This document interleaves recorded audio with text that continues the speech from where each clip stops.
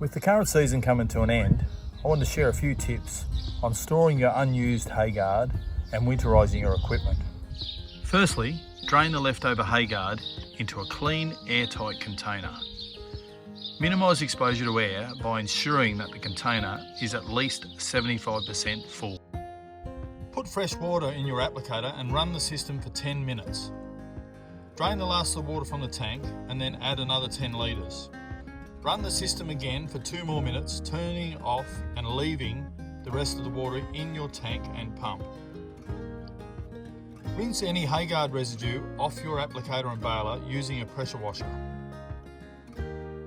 Then apply a winterising solution of 1 part gear oil and 3 parts diesel to all bare metal, chains and bearings. Best to run the pickup slowly when applying to ensure a good cover.